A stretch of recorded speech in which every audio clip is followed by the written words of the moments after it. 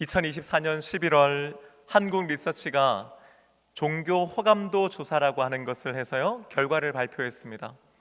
전국의 성인 남녀 1000명을 대상으로 진행된 조사에서 가장 높은 호감도를 받은 종교는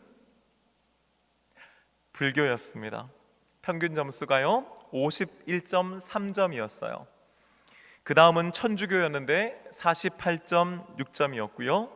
개신교는 35.6점으로 가장 낮은 호감도를 기록했다고 합니다. 여러분 어떠세요? 이런 결과 들으시면 놀라우세요? 아마 그렇지 않으실 것 같습니다. 대부분의 성도님들은 이런 결과를 예상하셨을 것 같습니다. 그도 그럴 것이, 이런 종류의 여론조사가 비단 어제 오늘의 일은 아니기 때문이겠지요. 제가 찾아봤더니요, 2014년에 한국 갤럽에서도 비슷한 조사를 했었는데, 그때는 불교가 35%, 천주교가 18%, 개신교회가 15%의 호감도를 기록했다고 나와 있습니다. 순위도 같고요, 또 개신교와 불교 사이의 격차도 여전히 큽니다. 이런 결과들이 나올 때마다요, 참 아쉽기도 하고 또 부끄럽다는 생각을 하게 됩니다. 나아가 우리가 하나님의 영광을 가리고 있는 것은 아닌가라고 하는 생각까지도 하게 되지요. 우리가 개선하고 개혁해 나가야 될 것들이 여전히 참 많이 있구나라고 하는 생각을 해보게 됩니다. 그러면서도요, 동시에 보다 근본적인 원인이 있지 않을까라고 하는 생각도 해보게 됩니다. 무슨 말이냐고 하면요, 이번 한국 리서치의 종교 호감도 조사에서 제가 눈여겨본 데이터가 하나 있는데, 그것은 호감도가 아니라 비호감도에 관한 것이었습니다. 응답자 41%, 그러니까 1000명 중에서 41%의 사람들이요, 개신교에 대해서 매우 부정적인 감정을 가지고 있다고 답한 것입니다. 그런데요, 그 데이터를 자세히 들여다봤더니 특별히 20, 30대 그리고 수도권에 사시는 분들, 고학력층에서 특별히 더 개신교에 대한 부정적인 비호감도가 높다라고 나온 것입니다. 그렇다면 왜 20대, 30대 수도권 고학력층에서 특별히 개신교에 대한 비호감도가 높은 걸까요? 여러 가지 이유들이 물론 분명히 있습니다. 우리가 잘못한 것들이 분명히 있습니다. 하지만요, 그럼에도 불구하고 이것을 이해하기 위해서는요, 오늘날 현대 사회를 규정하는 가장 중요한 키워드 중에 하나인 포스트 모더니즘이라고 하는 것을 이해할 필요가 있습니다. 포스트 모더니즘, 많은 분들이 이미 알고 계시겠지만요, 혹시 잘 모르겠다 하시는 분들을 위해서 제가 설명해 드려 보겠습니다. 어렵지는 않습니다. 예를 들면요, 나이가 몇 살쯤 되면 결혼을 하고, 결혼하면 아이들을 한둘씩은 낳고, 열심히 뒷바라지하고, 또 시간이 지나면 부모님을 봉양하고, 여러분 이게요 70년대 80년대까지만 해도 대체로 모두가 사람들이 비슷하게 생각하는 어떤 하나의 기준이었다는 겁니다. 물론 개인의 형편의 차이는 있었죠. 하지만 대체로 그렇지, 그렇게 사는 거지, 그렇게 살아야 되는 거 아니야? 라고 하는 공감대가 있었다는 겁니다. 보편적인 하나의 기준이 있었다는 거죠. 우리는 그런 사회를 모더니즘 사회라고 부릅니다. 그런데요, 오늘날은요, 그런 게 없죠. 일단은 결혼 정년기라고 하는 말 자체를 이제는 더 이상 안 하지 않습니까? 요즘 청년들은요, 결혼을 몇 살 때쯤 해야겠다라는 생각을 거의 하지 않는다고 합니다. 어디 그뿐인가요? 결혼을 꼭 왜 해야 돼? 라고 묻는 세대가 지금 요즘 젊은 세대들이죠. 결혼은 할 수도 있지만 안 할 수도 있는 거라고 생각하는 겁니다. 결혼을 한다고 해서 애를 다 낳냐요? 그렇지도 않습니다. 애를 낳기를 원하는 분들도 있지만은 그냥 내가 내 삶을 즐기면서 나를 가꾸면서 나를 발전시키며 살고 싶다고 생각하는 분들도 많이 있습니다. 당연히 자식들 뒷바라지 이런 거 별로 생각 안 하죠. 나이 들어서 부모님을 봉양한다? 글쎄요, 그것도 할 수 있으면 하게 되면 하는 거지만은 그걸 꼭 해야 된다는 생각 자체가 요즘 젊은 분들에게는 없는 것 같습니다. 한마디로요, 기준이 없는 거죠. 다 각자 알아서 사는 겁니다. 그러니 이전에 모더니즘 사회를 지나갔다라고 하는 의미에서 포스트 모더니즘 사회라고 오늘날 우리가 살고 있는 이 시대를 규정합니다. 이건 이래야 돼. 이건 이거야. 누가 뭐래도 이거지 라고 하는 것들이 점점 사라지는 시대 우리가 살고 있는 겁니다. 특별히 그런 것들을요, 젊은 층은 싫어하죠. 고학력자일수록 또 그런 성향이 강합니다. 그리고 이런 사람들이 상대적으로 지방보다는 수도권에 모여 살고 있는 것이지요. 자, 20대, 30대, 그리고 수도권 고학력자. 이들은 한마디로요, 기준, 정답, 절대적인 가치 혹은 진리라고 하는 것에 대해서 좀 부정적인 인식을 가지고 있는 세대들이라고 하는 것입니다. 그러니 이들에게 개신교회가 어떻게 보이겠습니까? 왜 꼭 하나님만 믿어야 돼? 왜 꼭 예수를 믿어야만 구원받는다고 하는 거야? 세상에는 많은 종교가 있고, 종교를 믿지 않더라도 착하게 살면 되는 거 아니야? 라고 묻는 거지요. 더군다나 불교에 관해서는 요즘 점점 호감도가 높아지고 있습니다. 왜 그렇습니까? 불교는 다 포용하잖아. 굳이 막 절에 오라고도 안 하고. 그런데 개신교회는 왜 이렇게 까다로워? 왜 꼭 교회를 오라고 하고 또 매주 예배를 드려야 한다고 하는 거야? 왜 그렇게 독선적이고 또 배타적이야? 라고 묻는 겁니다. 저는 개인적으로 한국 교회와 저 같은 목회자들 그리고 우리 성도들이 개신교회의 호감도를 높이기 위한 많은 노력들과 시도들을 해야 된다고 생각합니다. 우리 동서원교회도 그런 일에 앞장서야 되겠지요. 하지만 어쩌면 우리가 노력을 해서 물론 변화가 있기를 원하고 또 그렇게도 하겠지만은 그럼에도 불구하고 궁극적으로는 시간이 가면 갈수록 이런 포스트 모더니즘의 영향이 강해지면 질수록 개신교회에 대해서 가지고 있는 사람들의 비호감도는 점점 더 높아지지는 않을까 하는 우려를 저는 하게 됩니다. 서론이 조금 길어졌죠? 오늘 우리는요, 여호수아 24장에서 다시 여호수아를 만나게 됩니다.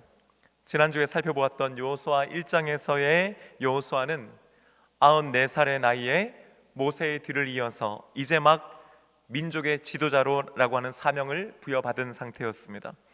그때 그는 소심했었고 두려워했으며 약했었습니다. 하지만 하나님께서는 강하고 담대하라고 하는 말씀과 함께 내가 너와 항상 함께 있다라고 하는 약속의 말씀을 주시지요. 그가 그런 주님의 말씀을 힘입어 용기를 내게 됩니다. 담대해지게 됩니다. 그래서 이스라엘 백성들을 이끌고 요단강을 건너서 그 땅을 정복해 나가게 되지요. 43년 만에 드디어 하나님께서 주시마 약속하셨던 젖과 꿀이 흐르는 땅으로 들어갑니다. 그리고 그 유명한 여리고성 전투를 시작으로 가나안 원주민들과의 치열한 전투들을 벌여나가지요. 16년 동안이나 이 전쟁은 계속되었습니다. 여러분, 무려 16년 동안입니다. 꽤 긴 시간 동안이지요. 물론 최후의 승리를 거두었지만은 어떻게 매번 싸울 때마다 승리할 수 있었겠습니까? 때로는 패배하기도 했겠지요. 얼마나 많은 사람들이 죽고 다쳤겠습니까? 치룬 대가와 희생은 또 얼마나 컸을까요? 흘린 눈물은 또 얼마나 많았겠습니까? 하지만 하나님께서 함께 해주심으로 마침내 이스라엘 백성들은 그 땅을 차지하게 되고 하나님의 명대로 그 땅을 분배해 나눠 가지게 됩니다. 그리고 오늘 본문 여호수아 24장 1절은 이렇게 기록하고 있습니다. 함께 말씀 읽어보십시다. 여호수아가 이스라엘 모든 지파를 세겜에 모으고 이스라엘 장로들과 그들의 수령들과 재판관들과 관리들을 부르매 그들이 하나님 앞에 나와 선지라. 아멘.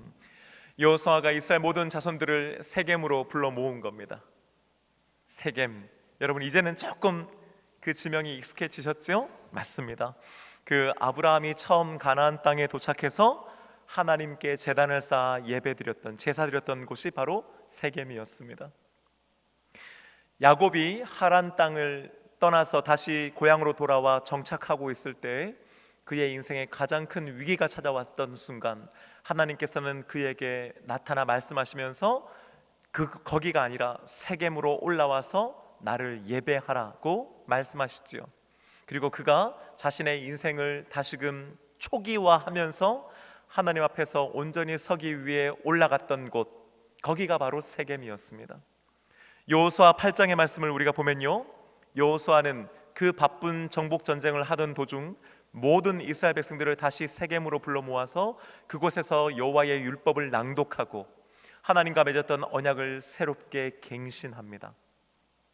이런 면에서 본다면요, 세겜은 대대로 그들에게 예배의 장소였고 이스라엘 신앙의 중심지였으며 힘들고 어려울 때마다 신앙을 새롭게 재점검하고 다짐하는 결단의 장소이기도 했던 것입니다.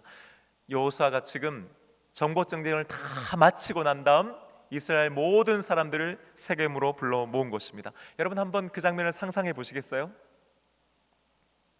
그 수백만 명의 사람들이 모여 있는 광경, 그리고 그들 앞에는요 장로들과 또 수령들과 재판장들과 관리들이 탁 도열해 있는 것이지요.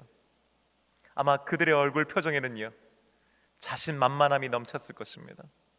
승리와 또 하나님의 선택을 받아 이겼다라고 하는 자부심과 긍지로 가득 차 있지 않았겠습니까? 그리고 그들 맨 앞에 110세의 백전노장인 여호수아가 서 있습니다. 그리고 그는 이제 마지막 혼신의 힘을 다해 백성들에게 마지막 메시지를 전달하는 것입니다.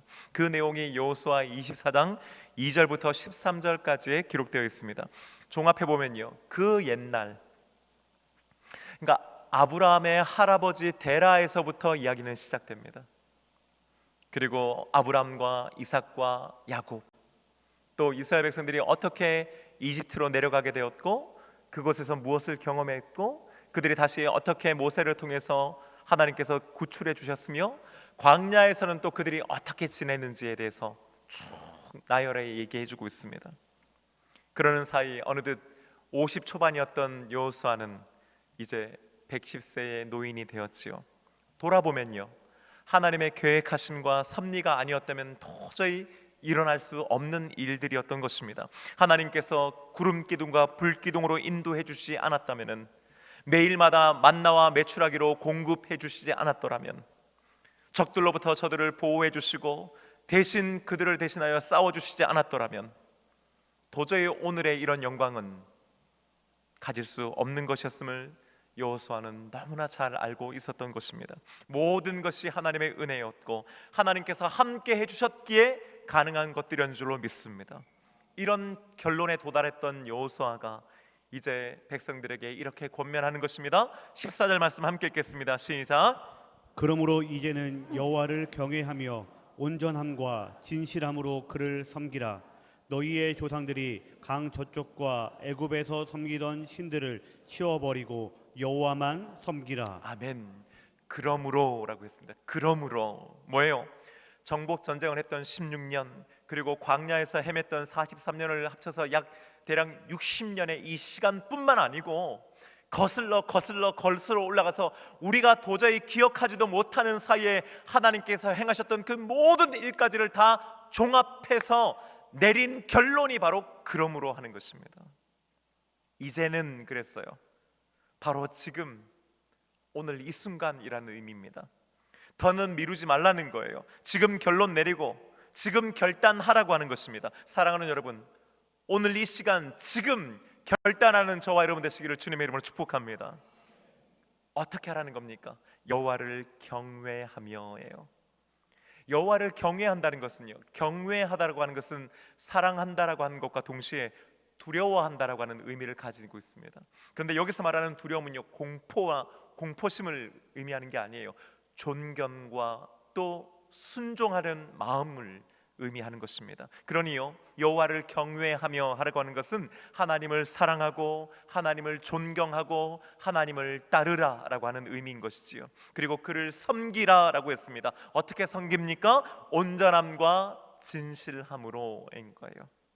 온전함이라고 번역된 히브리어 타밈이라고 하는 단어는요, 흠이 없는, 순수한, 완전 무결한이라고 하는 뜻과 함께 동시에 일관된이라고 하는 뜻을 가지고 있어요. 늘 그렇게 말이죠. 진실함이라고 하는 것은 에메트라고 하는 단어인데요, 이것은 성실함으로도 번역할 수 있습니다. 하나님을 섬기는데 그냥 한순간의 열정으로 그렇게 하지 말라는 거예요. 한 번 은혜 받았다고 해서 그냥 힘을 다해서 그 순간 하는 게 아니라는 거예요. 마음의 감정으로 인해서 감동된다고 해서 하는 게 아니라고 하는 거죠. 언제든지요, 변함없이 꾸준히 성실하게, 그게 바로 하나님을 섬길 때 요구되는 자세인 것입니다. 저와 여러분은 하나님을 섬기는 사람들인 줄로 믿습니다. 그리고 우리는 하나님을 더욱 섬기기를 원하지요. 문제는요, 우리들은 지속성과 일관성 있게 하나님을 섬기지는 못합니다.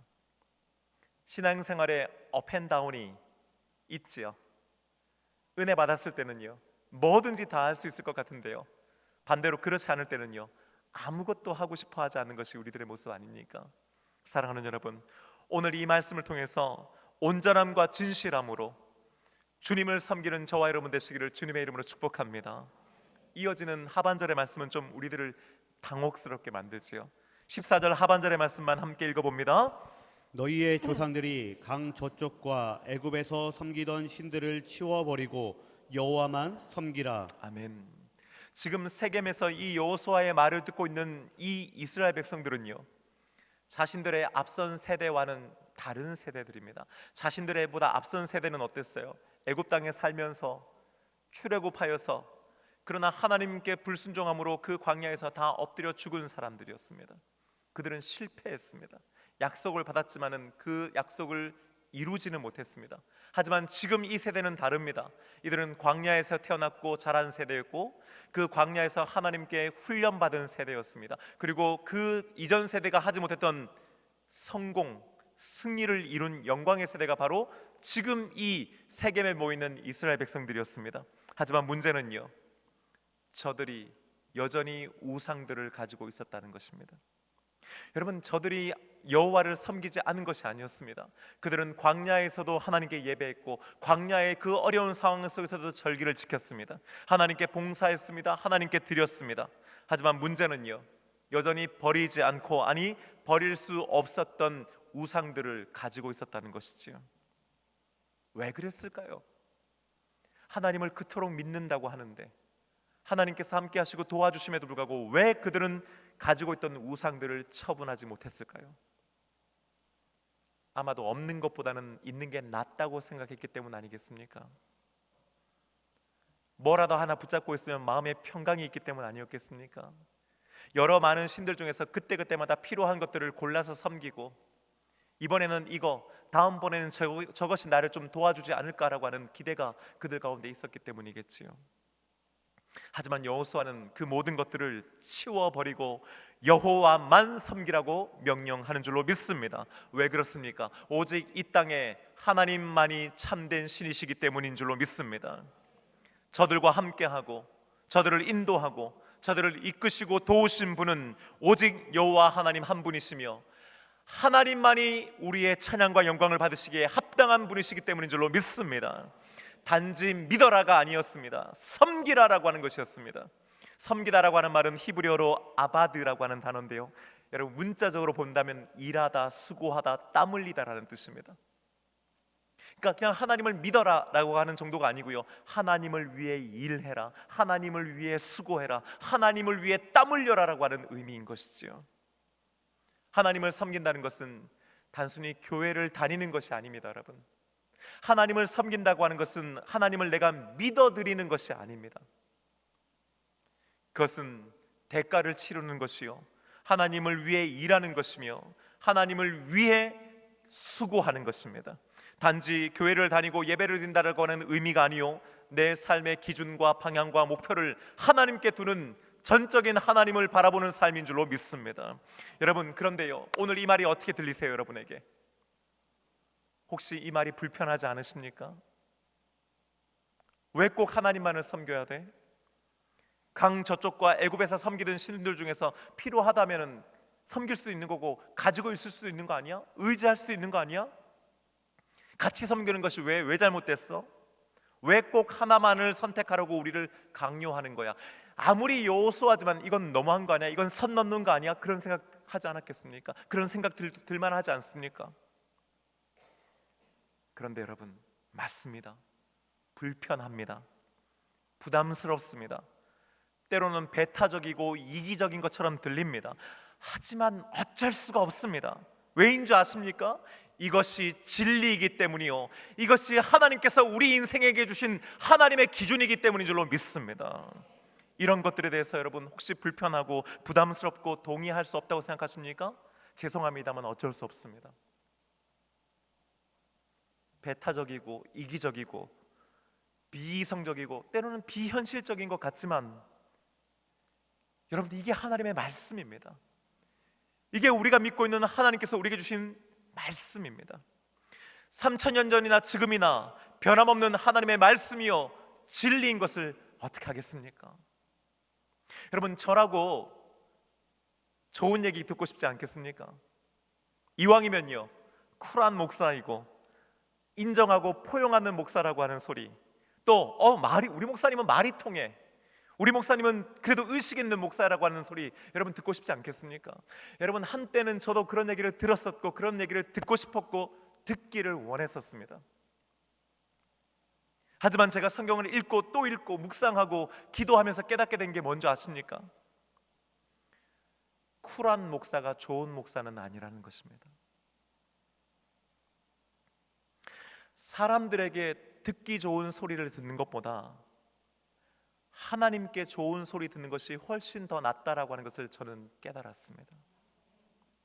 여러분, 마태복음 10장 28절에 예수님께서 하신 말씀 함께 읽도록 하겠습니다. 시작. 몸은 죽여도 영혼은 능히 죽이지 못하는 자들을 두려워하지 말고 오직 몸과 영혼을 능히 지옥에 멸하실 수 있는 이를 두려워하라. 아멘.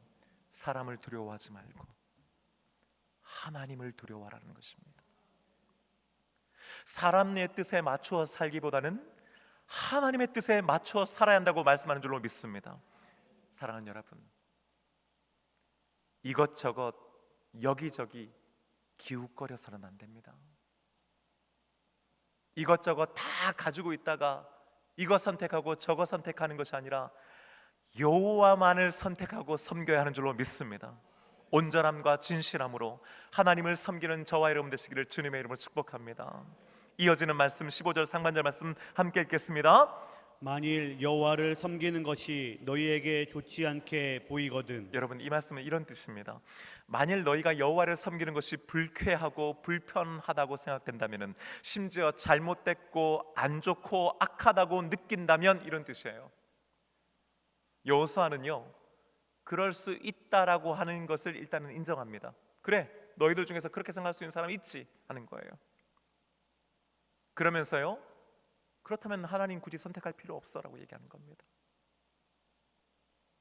너희가 이스라엘 백성인데 어떻게 그럴 수 있어? 아니야, 무조건 믿어, 무조건 따라와가 아니에요. 너희들이 보기에, 너희들의 눈에 그것이 좋지 않게 보이거든 하나님 선택하지 말라는 거예요. 너희들의 눈에 좋게 보이는 다른 것들을 선택하라는 겁니다. 여러분, 신앙은요, 강제해서도 안 되지만은 강제한다고 해서 되는 것도 아니지 않습니까? 하지만 예나 지금이나 선택은 우리 각자의 몫입니다. 만일 여러분이 보시기에 여호와를 섬기는 것이 좋지 않게 보이시거든 여러분 선택하지 않으셔도 됩니다. 하지만 적어도 여러분이 생각하기에 여호와를 섬기는 것이 나쁜 것, 악한 것, 잘못된 것이 아니라고 생각하신다면은, 그래도 한번 하나님을 믿고 선택하고 따라가야겠다고 생각하신다면은 오늘 이 시간부로 하나님만을 섬길 것을 선택하는 저와 여러분 되시기를 주님의 이름으로 축복합니다. 여러분, 정말 한번 그렇게 해보시기를 원합니다. 이어지는 여호수아의 고백 한번 볼까요? 오직 나와 내 집은 여호와를 섬기겠노라 하니. 할렐루야. 여러분, 이 얼마나 확신에 찬 멋진 고백이고 선언입니까? 이제 막 하나님 믿는 그런 사람의 말이 아니에요. 갑자기 집회 가가지고 은혜 받아가지고 외치는 그런 사람의 음성이 아닙니다. 한참 자신의 삶을 멋있게 살아가고 있는 20대 30대들의 얘기가 아니에요. 여러분, 반평생을 하나님을 믿고 40년을 광야에서 뒹굴고 16년을 전쟁터에서 매일 삶과 죽음의 갈림길을 오고 갔던 백전노장의 고백인 것입니다.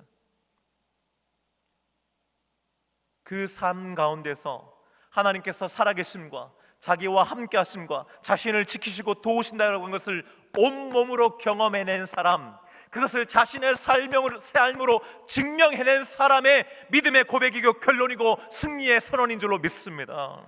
당신들이 싫으면 할 수 없다, 안 믿어지면 믿지 마라, 좋게 보이지 않으면 생각하지 마라, 선택하지 말아라, 괜찮다, 하지만 오직 나와 내 집은 여호와를 선택하겠다는 것입니다. 세상 누가 뭐라 그래도, 너희들 모두가 나와는 다른 선택을 한다 할지라도 오직 다른 말로 말하면요, 적어도 나와 내 집만큼은 하나님을 선택하겠다는 것입니다. 변함없이 온전함과 진실함으로 여호와만을 섬기겠다고 결단하고 다짐하고 있는 줄로 믿습니다. 사랑하는 여러분, 이 고백이 오늘 저와 여러분의 고백 되시기를 주님의 이름으로 축복합니다. 바로 오늘 지금 이 고백을 우리가 해야 하는 것입니다. 제가 성도님들과 대화를 나누다 보면요, 좀 안타깝다고 느낄 때가 있어요. 특히 요즘 젊은 부모님들 얘기입니다. 목사님, 저는요 아이들에게 신앙을 강요하지 않습니다. 아이들이 알아서 믿는 거지 굳이 뭐 하나님 믿어라, 신앙생활해라, 교회 가자, 전 그런 얘기 안 합니다는 거예요. 여러분 어떻게 들리세요?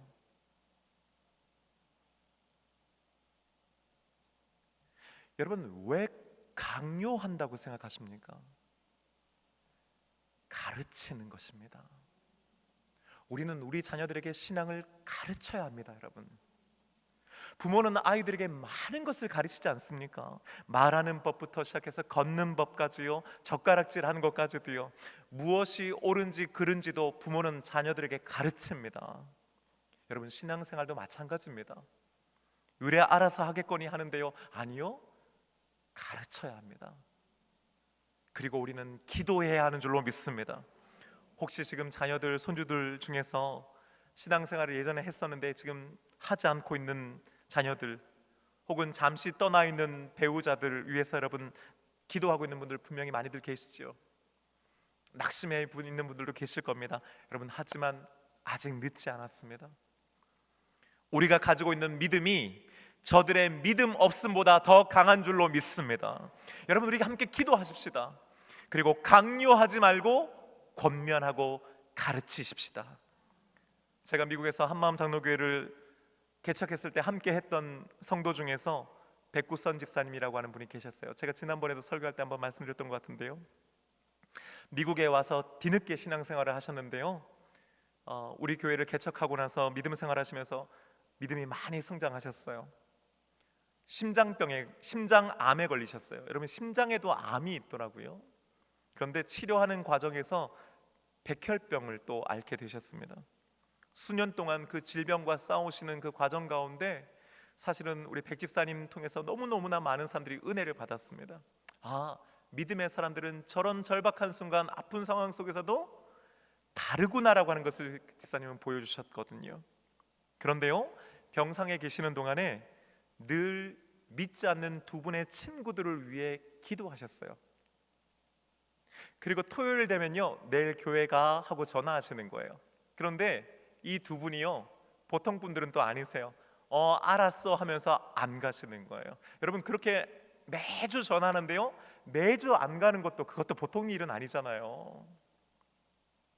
그런데요, 백구선 집사님이 마지막 가쁜 호흡을 내쉬면서요, 이제 임종의 직전의 순간 그 친구 두 명의 손을 붙잡고 부탁한 거예요. 내가 만난 주님 너도 만나야 돼. 내 대신 네가 믿음 생활을 계속해줘 한 거예요. 백 집사님은 그렇게 돌아가셨고 장례를 마쳤습니다. 그런데 장례식을 마치고 난 다음 그 주부터 그 두 분이 교회를 나오시기 시작하는 거예요. 세례를 받으셨습니다. 저는 제가 교회를 떠나서 더 이상은 사실은 잘 몰랐는데요, 최근에 제가 들은 얘기로는요, 그 자녀들을 이제는 전도하고 계신다는 거예요.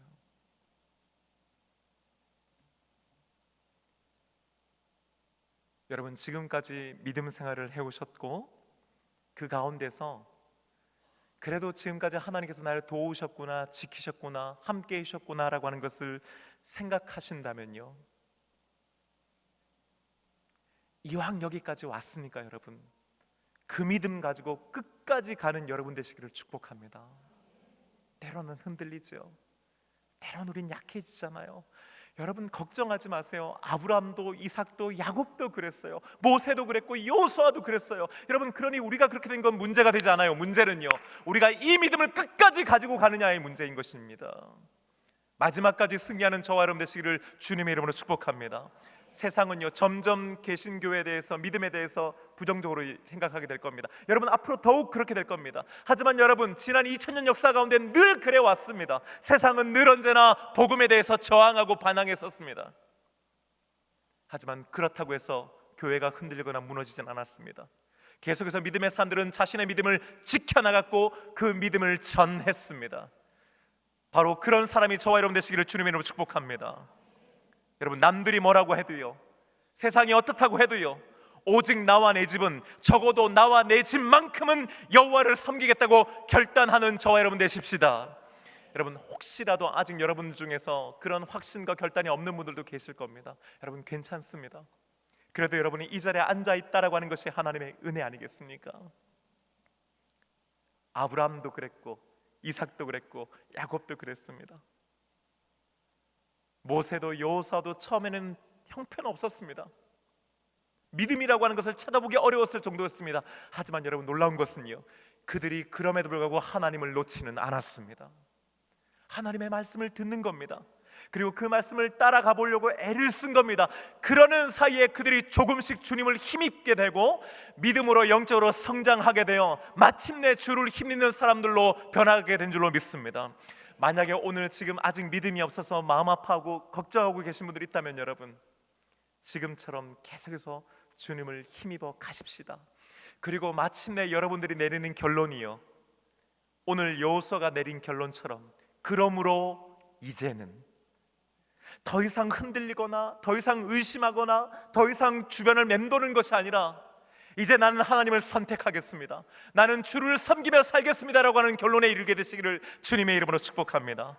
그리하여서 우리 동성교회는요, 이 어려운 시대에 많은 사람들이 믿음을 떠나고 복음을 떠나고 교회를 떠나는 이 시대에도 끝까지 교회에 남고 믿음 안에 남아서 그 믿음을 지켜나갈 뿐만 아니라 우리의 믿음을 다음 세대에 전수하는 위대한 세대, 위대한 교회가 되기를 주님의 이름으로 축복합니다.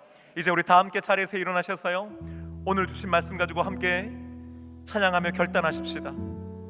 두 손 들고 찬양합니다라고 한 찬양인데요, 오늘 이 찬양의 가사 보면 여러분 이런 고백이 있습니다. 나 주님만을 섬기리, 헛된 마음 버리고. 근데 이게 어떻게 가능합니까? 성령이여 내 영혼 충만하게 하소서 하는 거예요. 여러분, 이번 한 주도요, 주님만을 섬기며 사십시다.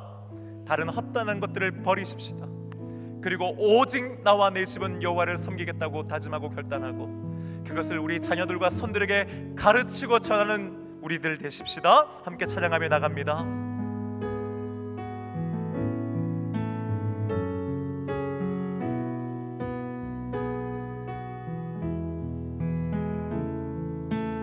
두 손 들고 찬양합니다. 두 손 들고 찬양합니다. 다시 오실 왕 여호와께 오직 주만이 나를 다스리. 다시 한번요, 두 손 들고 찬양합니다. 두 손 들고 찬양합니다. 다시 오실 왕 여호와께 오직 주만이 나를 다스리네. 우리 함께 이렇게 고백하며 다짐하십시다. 나 주님만을 섬기리. 헛된 마음 버리고 헛된 마음 버리고 성령이여 내 영혼 성령이여 내 영혼 충만하게 하옵소서. 충만하게 하옵소서. 다시 한번요. 나 주님만을 섬기리. 나 주님만을 섬기리. 아멘. 헛된 마음 버리고 성령이여 내 영혼 충만하게 하소서. 주님 앞에 내 생명 드리리. 나 주님만을 섬기리. 다시 한번 찬양합니다. 나 주님만을 섬기리. 우리 여러분 그렇게 결단하십시다. 헛된 마음 버리고 성령이여 내 영혼 충만하게 하소서. 주님 앞에 내 생명 드리리라. 여러분 오늘 주신 말씀 그리고 우리의 결단하는 찬송을 통해서 우리 함께 기도하기 원합니다. 주님, 나는 주님만을 섬기겠습니다. 아멘. 나는 주님만 한 분만이면 만족합니다. 아멘. 나뿐만 아니라 주님 바라옵기는 나와 내 가정이 그렇게 되게 하여 주옵소서. 아멘. 우리 자녀들과 손들이 이 믿음의 유산을 물려받게 하여 주옵소서. 아멘. 오늘 우리 가족 예배실에서 예배드리고 있는 우리 엄마 아빠들, 여러분 오늘 결단하셔야 됩니다. 우리 아이들 지금 아직까지 아무것도 모르지만요, 여러분 지금 결단하세요. 나는 이 아이들을 그렇게 키우겠습니다. 여러분 오늘 기도하셔야 됩니다. 여러분 우리 가운데 그 기도가 다시 회복되기를 원합니다. 아멘. 나만 은혜 받는 것 아니고요, 내 배우자와 우리 자녀들이 은혜 받고 주님 우리 가정이, 우리 가문이 시간과 공간을 초월하여 어디에 있든지 간에 주님을 섬기는 믿음의 가정들이 되게 하여 주옵시고, 우리 동성교회는 그런 가정들이 있는 교회가 되게 하여 주시옵소서. 이 시간 우리 주님 이름 부르고 기도하며 나갑니다. 주여, 아버지 하나님 감사합니다. 오늘 이 시간 백신세 백전도장인 여호수아는 자신의 믿음을 고백하면서 온 이스라엘 백성들에게 믿음의 결단을 축복하여 주시옵소서. 주님 한 분을 온전히 바라보며 지난 60년 동안 하나님 한 분만 하나님 안에 믿고 살아왔던 자신의 삶을 돌아보면서 온전함과 진실함으로 자신의 가정은 그렇게 믿음으로 살겠다고 결단합니다. 우리의 가정과 주님, 우리의 오늘 이 남에게 고백이 인도하여 우리의 고백이 되게 하여 그러므로 주옵소서. 이제는 우리에게 바로 이런 믿음의 결단이 있도록 주여 허락하여 주시옵소서. 그래서 아버지 하나님, 모두가 믿음을 떠나고 정말 오늘날 한국사회에서 교회가 외로웠더니 이 시대에 우리 믿음의 사람들, 우리 동창회의 사람들 믿음의 길을 끝까지 지켜나가게 도와주시옵시고, 주님 나와 내 가정을 구원할 뿐만 아니라 우리 주변을 변화시키는 능력 있는 믿음의 사람들이 될 수 있도록 주여 인도하여 주시옵소서. 우리가 부족하고 부족합니다. 그러니 주를 힘있게 하여 주옵소서. 성령의 우리의 영혼을 충만하게 하여 주시옵소서. 이번한 시간도 주여 도와주시옵소서. 함께 하나님께 나아갈 수 있도록 인도하여 주시옵소서. 주님, 지금까지 많은 어려움도 있었고 중간에 시험 등전도 있지만은 그래도 주님 손 놓지 않고 여기까지 오게 하시니 감사합니다. 내가 믿음이 좋아서가 아니요, 주님께서 끊임없이 우리를 붙잡아 주셨기 때문인 줄로 믿습니다. 이왕 여기까지 왔사오니 주여 남은 인생도 주님만을 섬기며 살게 하여 주옵소서. 아직까지 믿음이 잘 뭔지 모릅니다. 아내가 가자고 하니까 남편이 가자고 해서 온 이들도 있습니다. 모태신앙으로 자랐고 2대 3대인데 아직까지 하나님을, 주님을 인격적으로 만나지 못해서 답답해하는 이들도 있습니다. 주님, 하지만 이들이 믿음의 길 떠나지 않고 어떻게든 주님께 붙어 있고 있사오니 주여 주님의 은혜를 흘려보내 주시옵소서. 주님의 그 생명력을 주여 보내주시어서 공급해 주시어서 이들의 무감각해져 있고 죽어있는 영혼이 다시금 살아나게 도와주시고, 바로 이것이구나, 이것 때문에 주님을 믿는 거구나, 이래서 신앙생활 하는 거구나, 나도 주님 믿고 주님만을 섬기겠다고 하는 결단이 있도록 허락하여 주옵소서. 그러므로 이제는 이것이 우리들의 결론이 되게 하여 주시옵소서. 바라옵기는 주님, 우리 자녀들과 손들을 위해 특별히 기도합니다. 오늘날 우리 자녀들과 손들이 정말 믿음을 지켜나가는 것이 너무나 어려운 상황과 형편입니다. 하지만 주님, 양보하거나 타협하지 않고 강요하고 억압하는 서가 아니라 가르치고 권면하고 말이 아닌 삶으로 보여주며 그들을 가르치고 권면하여 변화시키게 하여 주옵소서. 우리가 하는 것 아니고 우리는 기도합니다. 낙심하지 않게 하여 주시옵시고 하나님 역사하여 주시어 그들의 마음을 만져 주시옵소서. 변화시켜 주시옵소서. 다시금 예배의 자리로 나오게 하여 주시옵소서. 그래서 우리 동선교회는 이 어려운 시대에 주님, 가정이 회복되게 도와주시고 아멘. 믿음이 회복되게 도와주시고 아멘. 세대가 거듭될수록 더욱 큰 믿음의 사람들, 믿음의 가정과 가문들을 이루게 하여 주시옵소서. 아멘. 이제는 우리의 길이요 진리요 생명 되어 주시는 우리 주 예수 그리스도의 크신 은혜와 우리를 사랑하시되 끝까지 사랑해 주시는 아버지 하나님의 크신 사랑하심과 성령님의 인도, 내주, 교제, 교통하시고 역사하심이 오늘 이 시간 여호수아의 결론처럼, 그러므로 이제는 오직 나와 내 집은 여호와만을 섬기겠다고 다짐하는, 결단하고 그렇게 살아가기를 소원하고 원하는 여기 머리 숙인 동선교회 모든 믿음의 권속들과 그 가정과 직장과 일터와 학업과 이들의 미래, 사랑하는 자녀들과 손들과 태중에 있는 귀한 생명들, 마음은 원이로 돼 함께하지 못해서 마음 아파하는 우리 환우들, 땅끝까지로 복음 전하고 있는 모든 믿음의 동역자들과 주님의 몸된 동선교회, 그리고 이제 제21대 대통령과 함께 새로운 출발을 앞두고 있는 이 나라와 민족 위에 이제부터 영원까지 함께 하시기를 간절히 축원하옵나이다. 아멘.